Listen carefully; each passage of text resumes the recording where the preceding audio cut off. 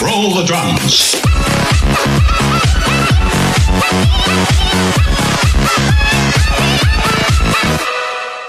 Hola bandita del canal, ¿cómo están? Espero que bien. En esta ocasión les traigo otra parte del iceberg de Guadalajara, en los niveles 2 y 3 del mismo. Ya aclarado esto, comenzamos.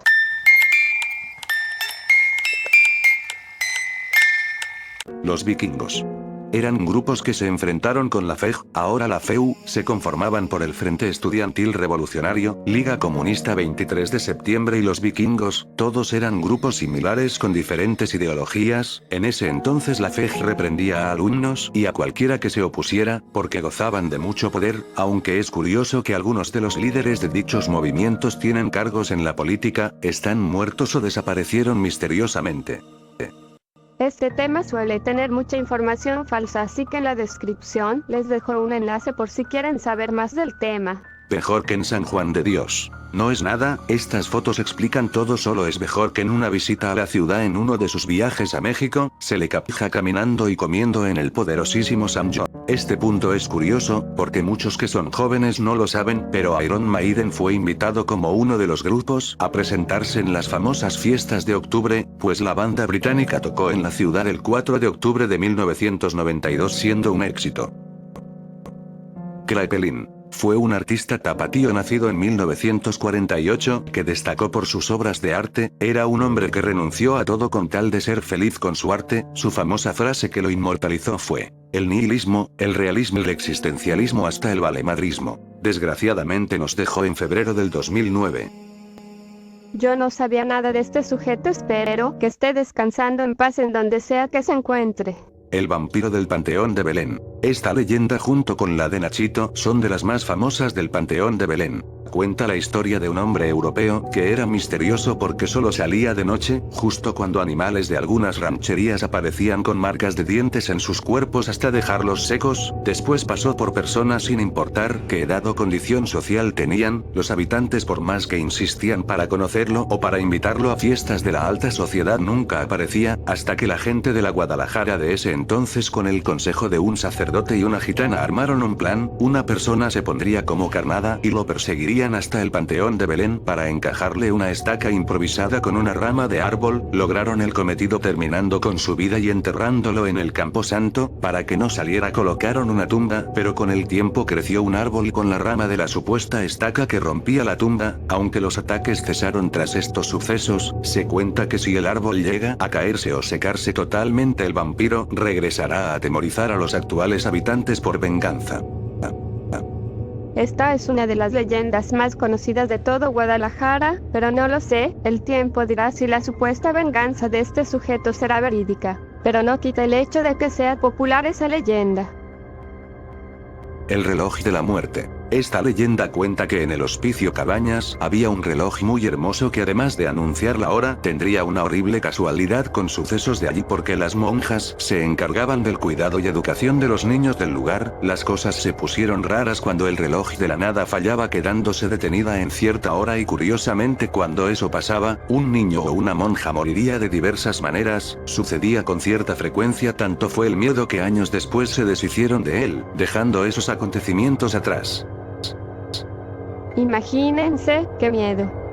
Ocultismo en la barranca. No hay mucho contexto de esto, se resume en que han encontrado indicios de este tipo de cosas, sobre todo de magia ocultista en algunos puntos de la barranca de Huentitán y la de Oblatos. Disparo en el reloj del Palacio de Gobierno. Si ves el Palacio de Gobierno muy de cerca, sobre todo del reloj, notarás que entre el número 4 y 5 se encuentra un agujero pequeño que data de los años de la Revolución, que fue de un disparo que ejecutó un coronel de Pancho Villa en 1915 para dejar un recuerdito de la hora en la que supuestamente los tapatíos serían libres, y dicho agujero provocó que el reloj no funcionara para ese entonces. Si lo ves más de cerca podrás apreciarlo. Un curioso dato para que sepan que Guadalajara no se salvó de la revolución. Les dejaré un enlace en la descripción por si están interesados en este asunto. Túneles secretos en el centro. Por mucho tiempo se creía que esto era un mito, pero existen indicios de que esto es más que real. Los túneles servían para comunicar edificios, iglesias y casas de gente importante de la época que fueron utilizados para diversos fines, como trasladarse secretamente de un lugar a otro. Podían entrar caballos y carrozas sin problema alguno, que se encuentran desde la colonia hasta después de la guerra cristera que se usaron más. Se habla de un túnel que conectaban a la catedral con el palacio episcopal, que ahora es el Palacio Municipal de Guadalajara, diversos templos que eran desde Santa Mónica hasta Sebastián de Analco, al Hospicio Cabañas, al Panteón de Belén y el viejo camino a Zapopan, solo que estos se sellaron después de los cambios demográficos de la ciudad, como lo son la ampliación de calles hasta la construcción de la línea 2 del tren ligero. Se confirmó más que nada su existencia por medio de documentos en los archivos, y con la construcción de la línea 3 del tren ligero se les volvieron a ver. Por eso con el área de catedral debían ser más cuidadosos, y más por ser áreas de derrumbe. Muy curioso, ¿no lo creen? Por cierto, uno de ellos, que más bien era un puente, es el Puente de las Damas, que se encuentra entre el barrio de Mexicalcingo y la avenida La Paz. Ahora el gobierno de Jalisco está trabajando para que podamos acceder a él como museo, y para conocer parte de la historia arqueológica de nuestra ciudad. Fue construido en tiempos del obispado de Alcalde. Uf, cuántas cosas no hizo ese hombre para dejar su legado en nuestra ciudad.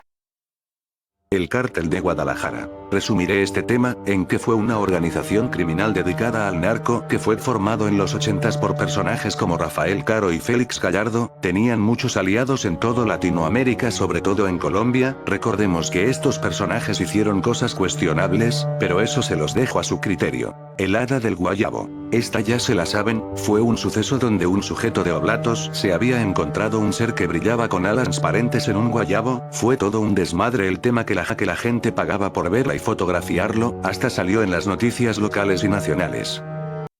Bien marihuas, jajajaja xd. Incendio en el Mercado Corona. A lo largo de la historia de este mercado han sucedido incendios que han obligado a volver a construirlo. El más polémico fue el incendio de mayo del 2014, el cual fue causado por un cortocircuito durante la noche. Dejó sin trabajo a los locatarios, que perdieron mucho. Mientras el mercado se reconstruía tenían que poner sus puestos a los alrededores, siendo la obra actual entregada en 2016. Mucha gente insiste que el incendio fue provocado. Yo también siento que fue provocado. El incendio tomó por sorpresa a los tapatíos. Recuerdo que una maestra de la carrera comentó que en la mañana posterior al incendio, ella se dirigía al mercado para realizar un trabajo de investigación sobre el lugar, pero no pudo rescatar algunos archivos que se habían perdido en el fuego. Siendo pocos archivos salvados de las llamas, la dejaron entrar por ellos por ser una investigadora certificada, y nos comentó que se le hizo un nudo en la garganta al ver el mercado caído y derrumbado por las llamas. Apariciones en Avenida Lázaro Cárdenas. Muchos han contado que han visto el espíritu de una mujer que se atraviesa por la avenida Lázaro Cárdenas y la carretera a Chapala, que provoca accidentes sin explicación alguna. Eso se dice porque una mujer fue brutalmente privada de la vida en ese lugar por un trailero, y su alma pena por las noches para buscar venganza. Perturbador. Yo he escuchado esta versión, pero con un niño que murió atropellado en ese lugar, pero muchos conocen la de la mujer. Hay que averiguar si en la López Mateos sucedió algo así, porque a cada rato hay choques y tráfico a lo menso. El 12 de diciembre de 1980, el gobernador y el rector de la UDG de aquel entonces acordaron derribar el edificio durante la noche para evitar las protestas de los pobladores. Este acto provocó pérdida del edificio original de la escuela, junto con la pérdida de mobiliario, documentos y material que fueron destruidos con los escombros y la maquinaria.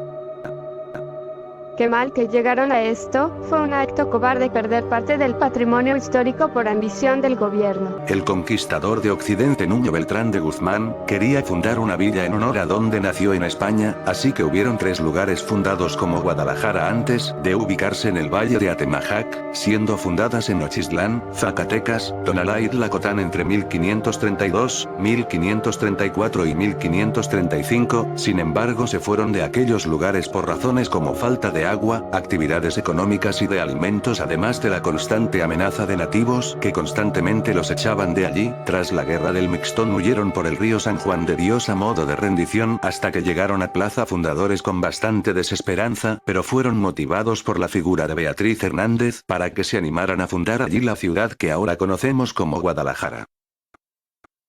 Es curioso como muchos no saben esto, pero en verdad es bueno saber un poco de historia. Escape de animales de vida fantasía. Es un zoológico que se encuentra en la colonia Tepeyac en Zapopan, que es un lugar reconocido por el constante descuido de los empleados por la frecuente huida de diversos animales y por la dudosa procedencia de estos que no cumplen del todo con los permisos de tenerlos allí, comparando al zoológico de Guadalajara, que sí tiene todo el papeleo en regla y con sus animales en buenas condiciones. Sin duda alguna, un lugar donde se presume mucha corrupción y falta de importancia por los encargados. Qué triste que sea reconocido por eso, nada que ver con el zoológico de Guadalajara, que tiene todo en orden y en buenas condiciones. El machete de la escultura del Amo Torres. En 2017 se supo de la noticia de que una parte de la estatua del Amo Torres que se encuentra en el Mercado Corona fue robada, porque le faltaba el machete que traía en su mano, que tras varias investigaciones de parte del gobierno, pero no lograron localizar pronto aquel artefacto de la estatua. Un verdadero misterio. Hasta la fecha no sé si la encontraron o qué pasó con ella. Si alguien sabe qué sucedió, díganme en los comentarios. Cruces de materia fecal. Sí, hablo de aquellas misteriosas cruces hechas con materia fecal que fueron plasmadas en diversos puntos de la ciudad. Aún hasta la fecha no sabemos su significado. Ese tema ya está bien quemado en los grupos de shitposting de Jalisco y Guadalajara. Como olvidar que el año pasado, poco después de iniciar la pandemia, surgieron esas cosas y empezaron con teorías raras. Nunca sabremos qué pedo con eso. Arrancones clandestinos. Solo se trata que por las noches en muchos puntos de Zapopan los arrancones son comunes y las autoridades no hacen nada para prohibirlas. Se hacen convocatorias para asistir a sitios como la Avenida Aviación, Avenida Cloutier en su cruce con Guadalupe, Cordilleras, o el circuito JVC, en las inmediaciones del Estadio de las Chivas, y por estos actos no es de extrañar que sucedan accidentes que pueden llegar a costar la vida de sus participantes. Diablos. Pensé que me había ido de Sinaloa, pero ya veo que no. Luces en el diente. Cuentan muchas personas que en la reserva del Cerro del Diente en Zapopan, además de ir a escalar y explorar sitios nuevos, muchos que se encuentran allí cerca por las noches han visto cosas relacionadas al fenómeno ovni paranormal, como luces o susurros en el sitio. Nunca escuché de ese lugar, pero es común que se vean ese tipo de cosas en los volcanes o montañas y nunca sabremos por qué. El caso Kiki Camarena. Este es un caso muy controversial, se los resumiré porque hay mucha información al respecto. Enrique Camarena fue un agente encubierto de la DEA que se infiltró en el cártel de Guadalajara haciéndose pasar como agricultor, pero esa era una estrategia para poder destapar muchas cosas como romper con grupos dedicados al crimen con efectividad, pero sucede que en Guadalajara vio su final de una manera terrible y lenta a los 37 años de edad el 7 de febrero de 1985. No comenté detalles específicos de ese caso porque pueden costar dar de baja el video, pero busquen en internet para que estén enterados de este asunto.